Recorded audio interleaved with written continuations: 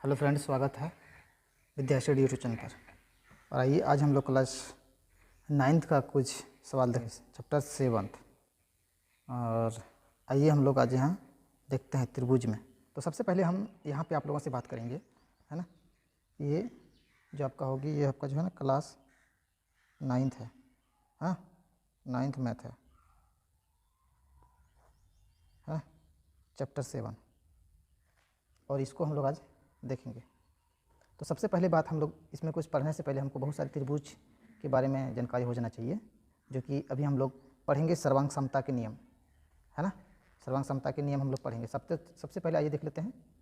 सबसे पहले हम लोग पढ़ते हैं नंबर 1, है ना। ये एक आपका क्या है, त्रिभुज है, एक त्रिभुज है, एक यहाँ और दूसरा ये है। ये बराबर ये हो जाएगा, ये बराबर ये हो जाएगा और ये बराबर ये हो जाएगा। Okay, complete. तो सबसे पहले हम लोग देखते हैं, है ना, ए ए, है ना, ए सर्वांग समता नियम पढ़ेंगे हम लोग, है ना। ए सर्वांग समता, तो ए नियम, तो ए सर्वांग समता नियम क्या कहता है? ए मतलब होता है एंगल, है ना। ए मतलब हो जाता है एंगल, यानी साइड, ऐसे साइड, ए से एंगल। एंगल मतलब क्या होता है? कौन होता है ना। इसको हम लोग कह सकते हैं कौन कौन भुजा, है ना। एंगल, इसका अर्थ हुआ ए, यानी तीनों क्या होगा कि सर्वांग समता जो है ना ए से ही होगा, समरूप, बराबर होना चाहिए, सर्वांग सम होना चाहिए, है कि नहीं। चलिए देखते हैं क्या कहते हैं। यदि किसी त्रिभुज के तीनों कोण, है ना, यदि किसी त्रिभुज की,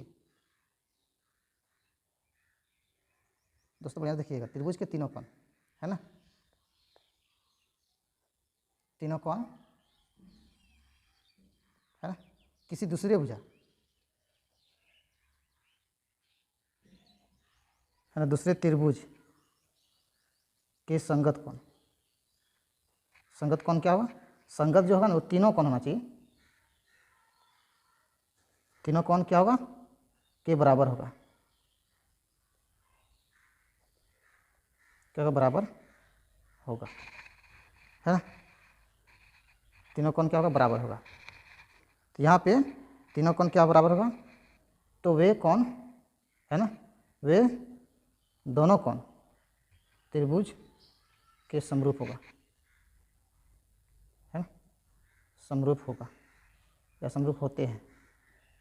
इतना बात समझ में आ गया होगा।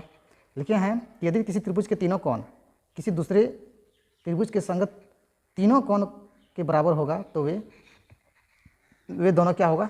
समरूप होंगे। ये मान लो एक त्रिभुज है, अब मान लें कि ये कोण बराबर हो गया, ये भी कोण बराबर हो गया, ये भी कोण बराबर हो गया ना, सब कोण से बराबर हो गया। इसका मतलब ये ए से सर्वांग सम हो गया। यहाँ पे किस नियम का प्रयोग होगा? तो ये बोला आपका ए सर्वांग सम नियम होगा, यानी, है ना, कौन से सर्वांग सम होगा इस त्रिभुज। चलिए दूसरा देखते हैं, अगला देखते हैं हम लोग एस सर्वांग समता नियम, है ना। एस सर्वांग समता नियम क्या कहता है कि इसका जो एस का अर्थ हुआ साइड, यानी भुजा, इसमें क्या होगा कि ये भी भुजा एक दूसरे का सभी भुजा क्या होगा? बराबर होगा, है ना, संगत भुजा बराबर होगा। इसका क्या होगा? संगत भुजा बराबर होगा। यदि किसी त्रिभुज के तीनों भुजा, है ना, यदि किसी त्रिभुज के तीनों भुजा, है ना, तीनों भुजा किसी दूसरे त्रिभुज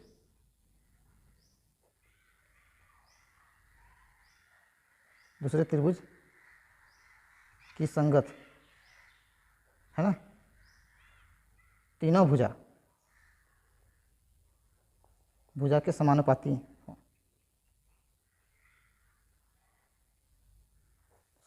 हो, तो वे दोनों जो कोण, वो तीनों त्रिभुज होगी, वे आपस में क्या होगा कि आपस में जो है ना समरूप होगा,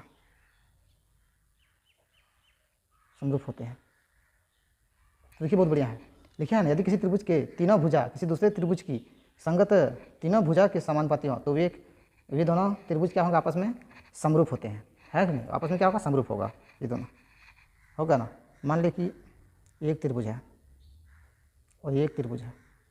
तो ये भुजा, ये भुजा, ये भुजा, ये भुजा, ये भुजा, ये भुजा आपस में क्या हो गया, बराबर हो गया। बराबर हो गया तो इसका अर्थ हुआ कि एस एस ए सिद्ध होगा। अब आपका एक बचेगा तीसरा नंबर जो होता है एस ए एस, है ना, एस ए एस। तो यहाँ देखिए क्या होगा, यहाँ क्या होगा कि सबसे पहली बात है ना, तो देखिए यहाँ हम समझाते हैं, आपको ज़्यादा बताने का दूर नहीं है, समझाते हैं। ये त्रिभुज है तो इसमें क्या होगा कि पहला जो होगा, पहला साइड मिलेगा, तब क्या होगा, एगो कौन मिलेगा, तब एगो फिर क्या मिलेगा, भुजा मिलेगा, है ना, नहीं हुआ कि नहीं, साइड एंगल साइड हुआ ना, ये सब क्या हो गया, आपस में समरूप हो गया। तो इसको हम कह सकते हैं समरूप है कि नहीं। यानी कह सकते हैं किसी त्रिभुज की दो भुजा दूसरे त्रिभुज की, है ना, दो भुजाओं के समानुपाती हो तो वे दोनों कौन क्या होगा, आपस में बराबर होगा, है ना, वे दोनों आपस में क्या बराबर होगा। तो दो भुजा का यहाँ समाप्त बराबर होना चाहिए, दो भुजा किसी दूसरे त्रिभुज की जो बराबर होना चाहिए, और एक कौन होना चाहिए, तो ये आपका जो है ना एस ए एस कहलाएगा यहाँ पे। तो चलिए अब चलते हैं हम लोग प्रश्न पर। तो यहाँ पर देखिए, है ना, एक नंबर का प्रश्न, प्रश्नावली 7.1 का एक नंबर कहता है चतुर्भुज ए बी सी डी में ए सी बराबर ए डी है और ए बी कौन ए को समद्विभाजित करता है, तो दर्शाइए कि त्रिभुज ए बी सी सर्वांगसंग त्रिभुज ए बी डी है ना। और दूसरा कहता है बी सी और बी डी के बारे में आप क्या कह सकते हैं, तो क्या कह सकते हैं, तो हमको सबसे पहले इसको सिद्ध करना है। तो आइए हम एक त्रिभुज बनाते हैं ए बी सी डी, है ना, चतुर्भुज ए बी सी डी, चतुर्भुज ए बी सी डी हम बना लेते हैं, है ना।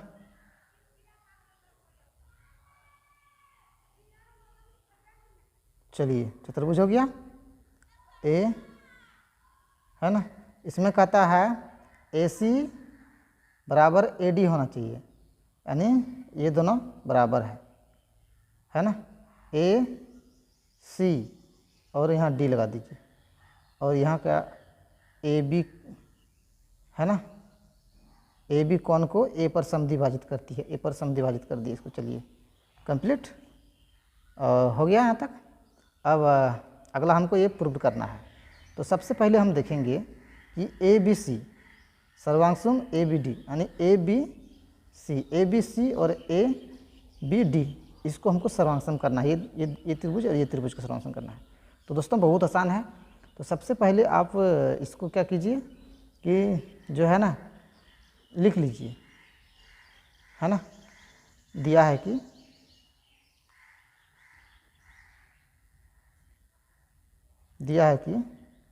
त्रिभुज ए बी सी में, है ना, ए बी सी में ए सी बराबर क्या है, ए डी है ना, जो है ना, जो कौन ए को समद्विभाजित करती है ए बी, जो कौन ए को ए बी समद्विभाजित करती है,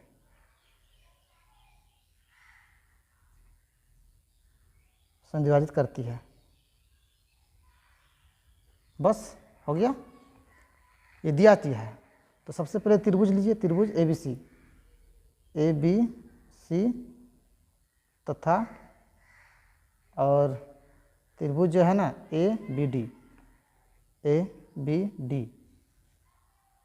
है ना, ए बी डी में। अब यहाँ से हमको हल करना है। चलिए अब देखते हैं। देखिए सबसे पहली बात ये बराबर है ना, ए सी बराबर ए डी, है ना, ए सी बराबर ए डी, जो कि हमें दिया है, यहाँ से हो गया। अब अगला देखिए कि ये कौन भी बराबर होगा, क्योंकि ये ए को क्या क्या समद्विभाजित किया है ना, इसलिए क्या लिखते हैं, यहाँ लिखिए कौन सी ए है बी बराबर कौन डी ए, है ना, डी ए बी है। यहाँ तक हो गया। यहाँ क्या लिख सकते हैं, ए कौन, है ना, यहाँ ये बात लिख दीजिए, ए कौन ए बी को समझ करता है, ए कौन ए बी को समद्विभाजित करता है, ए बी समद्विभाजित करती है। बस हो गया। और दूसरा जो लेंगे हम लोग, देखिए उसके बाद ए बी बराबर ए बी होगा कि नहीं, ए बी बराबर ए बी है ना, ये होगा आपका क्या होगा, उभयनिष्ठ से, उभयनिष्ठ से, उभयनिष्ठ भुजा से। क्योंकि उभयनिष्ठ इसलिए हुआ क्योंकि ये भुजा देखिए इस वाले त्रिभुज को भी मदद करता है, इस वाले को त्रिभुज की मदद करता है, इसका मतलब ये उभयनिष्ठ है ना। इसको क्या गिनेंगे, यहाँ गिनेंगे ना, ये इस त्रिभुज को कहते हैं ना डी ए बी बराबर बी ए सी, यानी ये भुजा इस त्रिभुज में भी आ रहा है, उस त्रिभुज में भी आ रहा है, इसलिए उभयनिष्ठ हो गया। और यहाँ पे आप सर्वांग सम कर सकते हैं, ए बी सी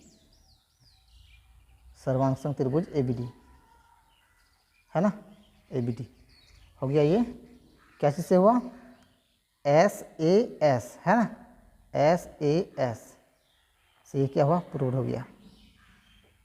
ओके, यहाँ ये प्रूव्ड हो गया। चलिए थैंक्स दोस्तों, और ये 9th क्लास का था। और चलिए फिर हम मिलते हैं, एक नेक्स्ट वीडियो में मिलेंगे। तब तक के लिए आज के लिए धन्यवाद।